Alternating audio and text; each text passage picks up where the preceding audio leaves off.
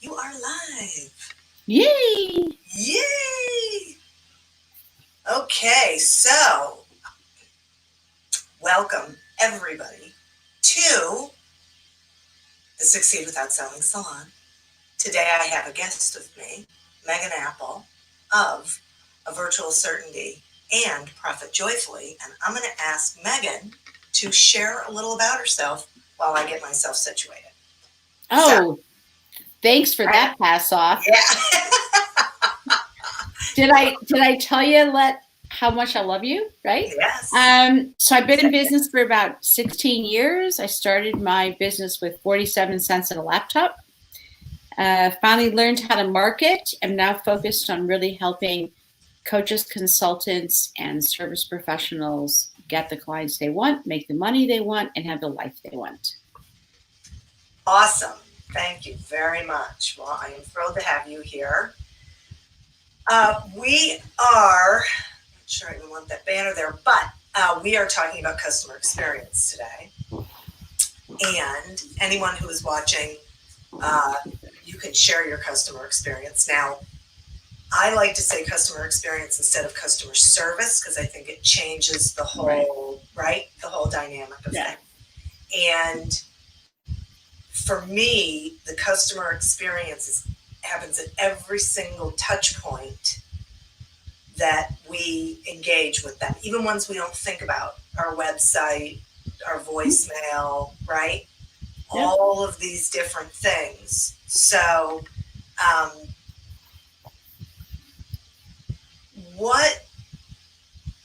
if you were advising a small business owner on what they could be doing to sort of check their customer experience, make sure that they're actually providing something that their customers, are interested in.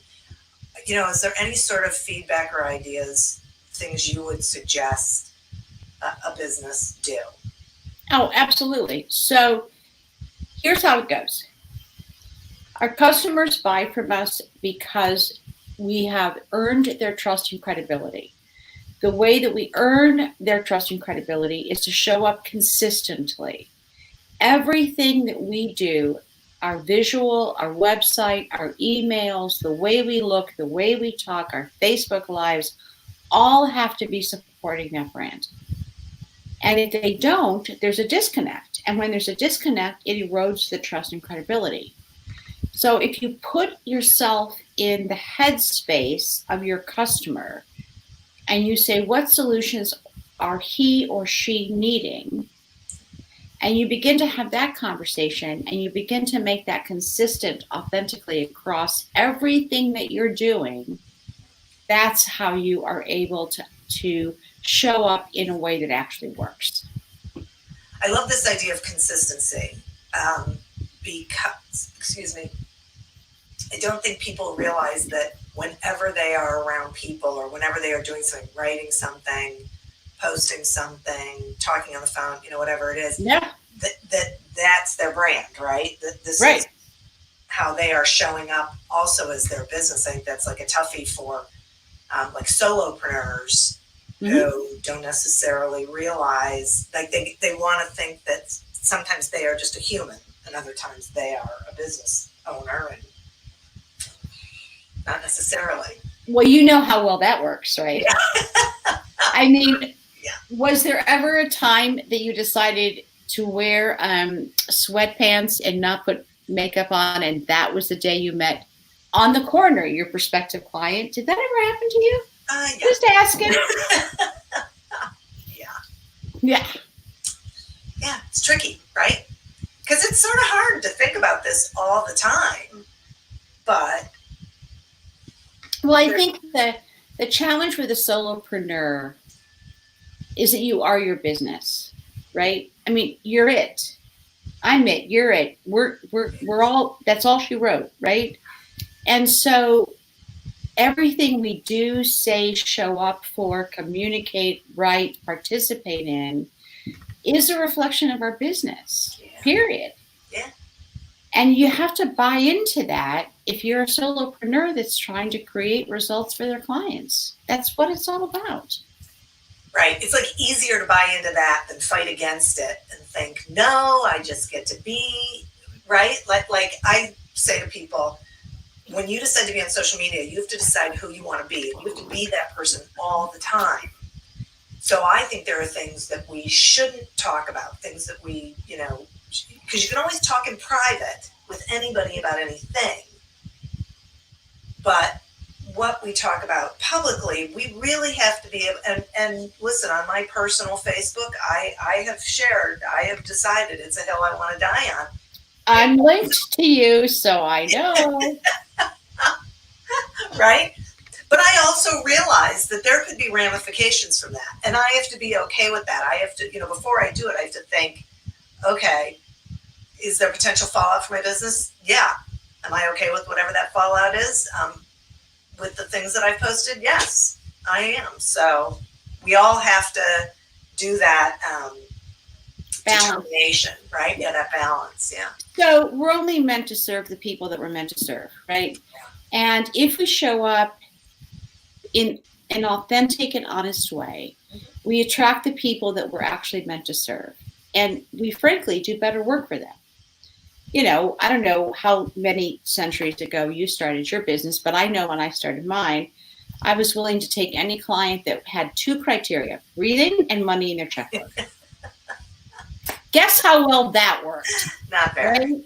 Yes. So when you ground yourself in what it is that you want to offer and you figure out who you want to offer it to, it becomes easy. And then you can make decisions about what to put on your Facebook page or your LinkedIn or whatever else you're communicating with, because you only want to attract those people. Yeah, I think that's a really good point. And that really also speaks to understanding what they need from you in the interactions that they're going to be having with you, right? So it can be really simple things like showing up for meetings, showing up on time for meetings, being prepared for them, delivering whatever it is they're paying you for in a quality, consistent sort of way. It's all about the client or the customer. It's never about us, right? And so you have to decide what the client or customer expectation is. What are they looking for? What results do they want? How do they want you to show up? It's one of the first questions I ask. What's the best way to communicate with you? Yeah. In person, by video, by text, by email. What works for you? Because it's not about me. It's about them, right? Yeah. And then you decide what results you want to get they want to get, and then you actually provide it. I don't know. It's a thing, right? And then you actually keep providing it, and you remember that as a coach or a consultant, our job is to give them what they want first. Then we get permission to give them what they actually need. Yes, and I would say that regardless of what someone offers, that is always true. Mm-hmm. That we have to understand that it's our job to learn about them and what they want, and what matters to them, and that each client is unique. Each one's going to be different. And then if we are the best resource for that, providing it to them and continuing to nurture that relationship, right? Because nothing is static. People aren't static. No. Life isn't static. I mean, if this year hasn't taught us anything else, it's taught us this. Be resilient and flexible.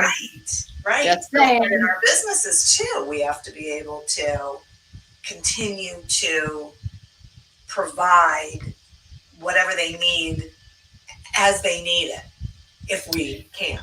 Well, so it's always about the client, right? It's never about us. If you are in service, I mean, how long have you been in business? 14 years. Okay, so I'm at 16 years, so we're neck and neck, right? It's never about us, ever.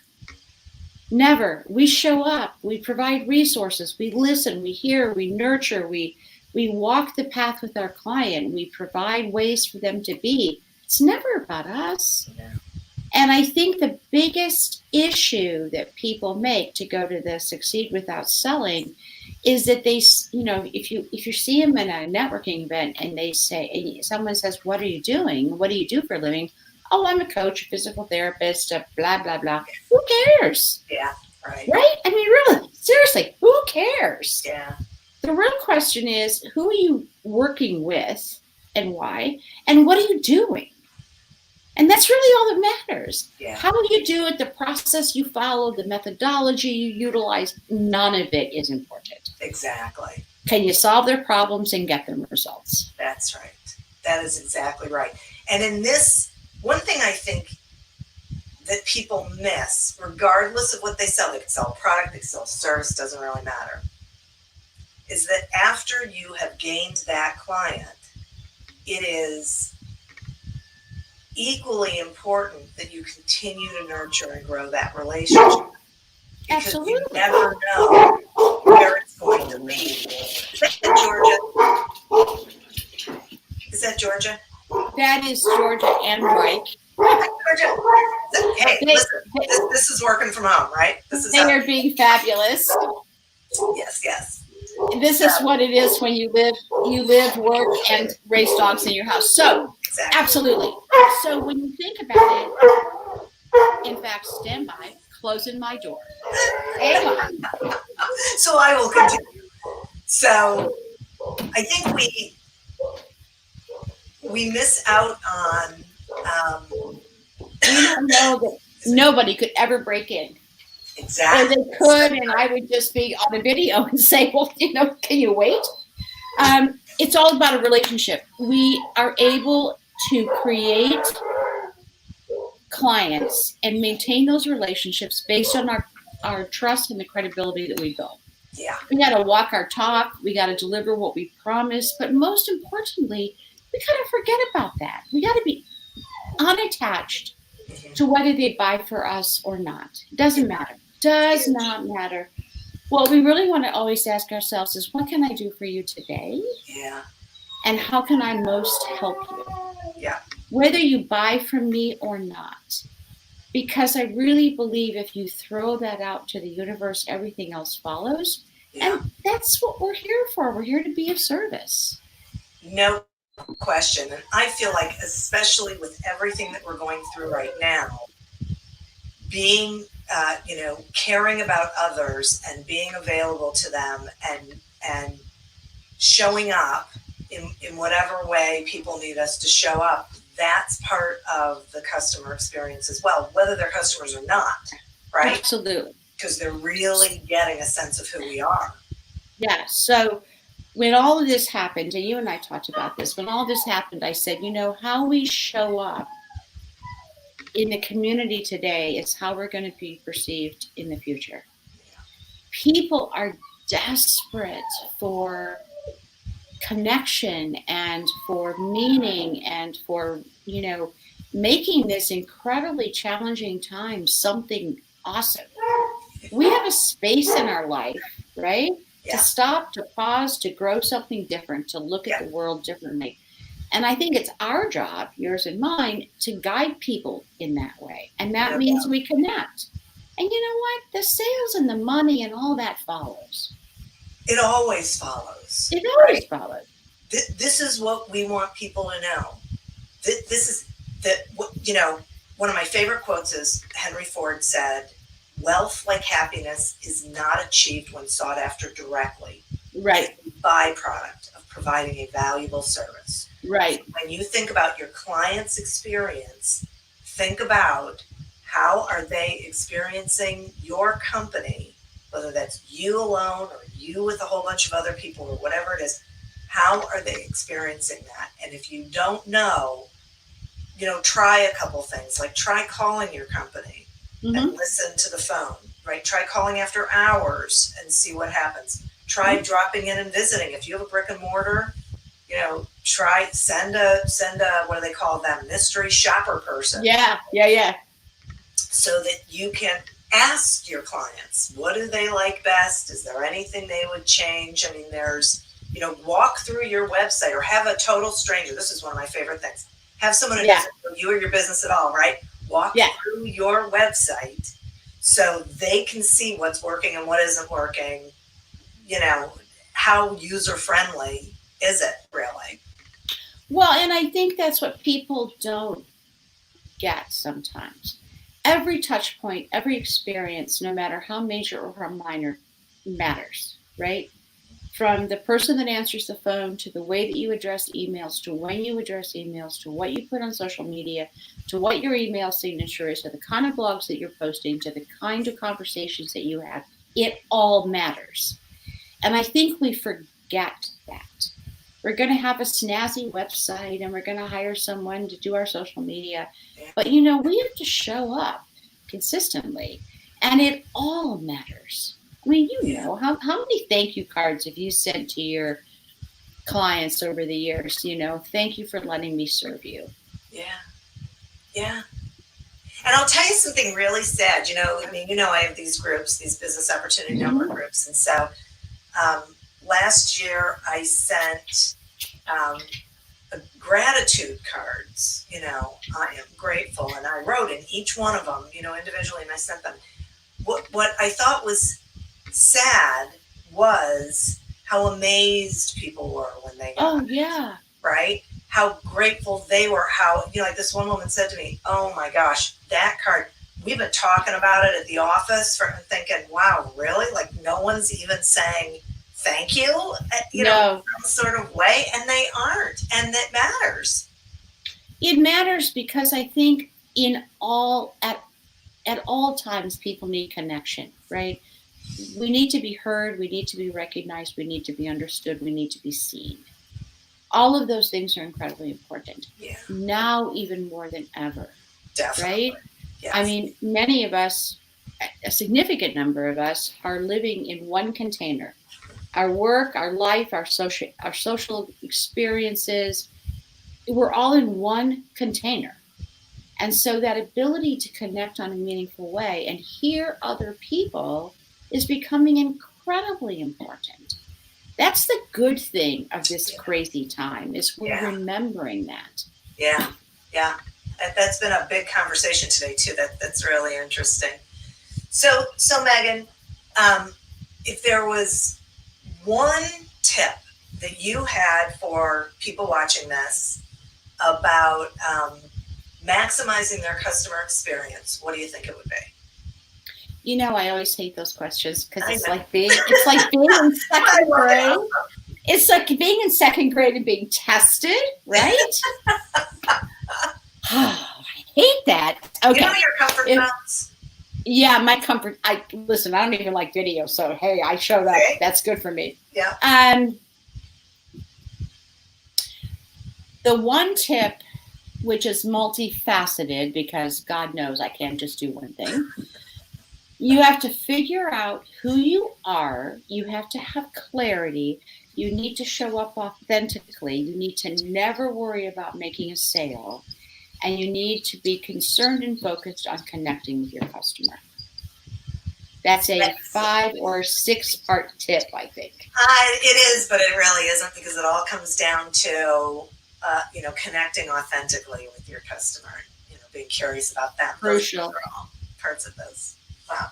Well, I really appreciate you spending time with me. So this wasn't terrible. It didn't kill you. It didn't hurt me. Yeah, I think I did okay, right? I did all right.